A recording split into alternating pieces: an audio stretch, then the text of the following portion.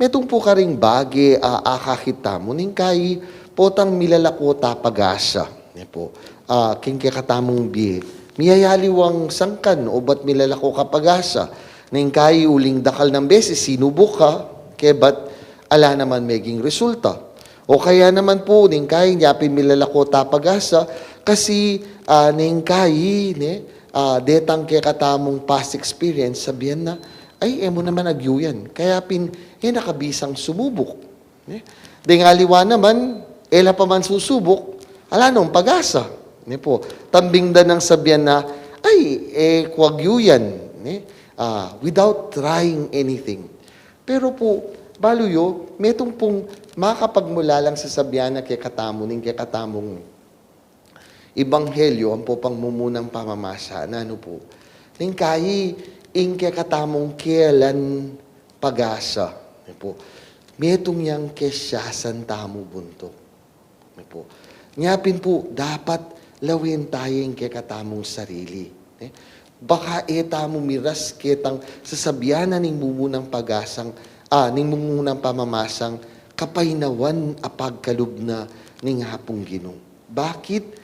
Kasi ela malakas kasalpantayanan dining taong mareni. Ela sinalpantaya, kitang maya pabalitang babyen na ning apong Ginoo. And dapat lawin tamo. Pota anyapin itamo, milalako tamo tambing pag-asa. Because we do not believe that God believes in us. Po. Na in Diyos, sasalpantaya yakya katamo.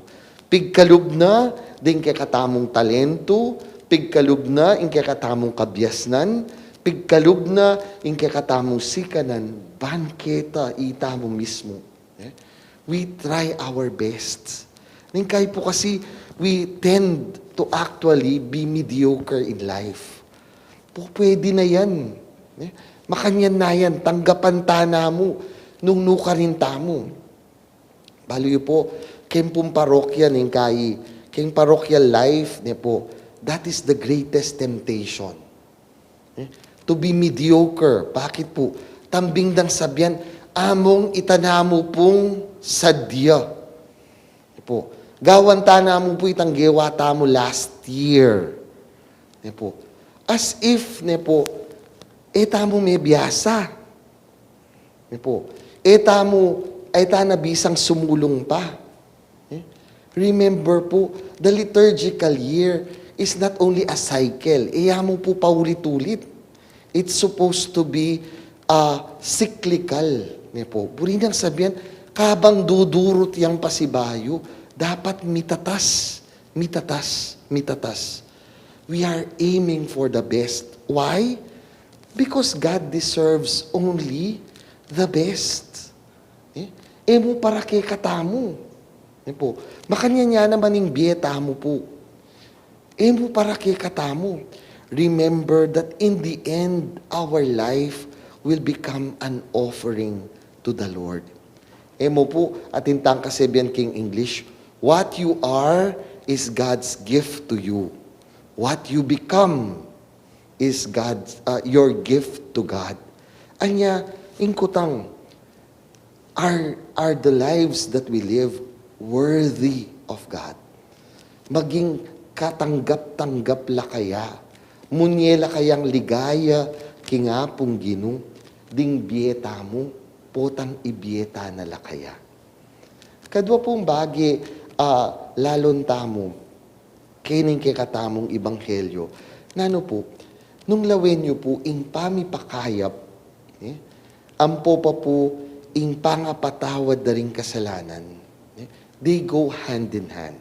Anyapin po, sasabihan ng Kristo, nga ng makanyan, nanong mas mayan sabihan, may patawaran na rin kasalanan mo, o talakad ka, o huling mayap na ka. Kasi po tandaan tamo, during the time of Jesus, po, sin and sickness were always equated.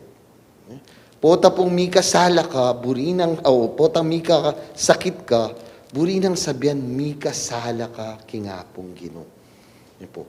Anyapin po, ing pamipakayap mo naman, ampo pa yung pangapatawad, they are also equated. When you get healed, it means God has forgiven you. Baluta mo po ngayon panahon tamo, na makanyan, atin pong ningkay, agyang mayap kakaring iganaganang mayap, may kasakit ka pa mo rin. Pero po siguro dapat lawen tayo itang dynamic na nitang being forgiven is equivalent to getting healed. Bakit po? Siguro lawen tamo, itamo po, pakikuhanan tamo pang maging mayap. No? Do we actually strive to become good or better in our life? Banketa, itamo, kamtan tamo yung kapatawaran, karing kasalanan tamo. Ningkay po, ding aliwang tao, malapit na po kanyan. Kasi mayari ne po o payari ne po yung Pasko, kayari na ning piyesta ng Santo Niño. Ing lalonda na naman din tao kanyan. Miyarining Nazareno, miyarining Egana-gana, o Holy Week na kanyan, ing paninayan. Kaya ba't, syempre, ing meto kakutang, pwede na bang magpenitensya? O ren, po. Yan na po yung kutang kanyan, kaya daratang, po balong sagutan king LGU, nung makananuya kanyan yan, po. Pwede no po rin papapako, kaya ni king nangaus kanina, kutod, po. At yung itang ausanang Quaresma 2023 ning LGU, po balo. Pero po, metong po karing bagay lawin tamo. More than, po, actually hurting ourselves, so that we will gain forgiveness of sins. Sana po, ingke katamong lawenis, do we strive to be better?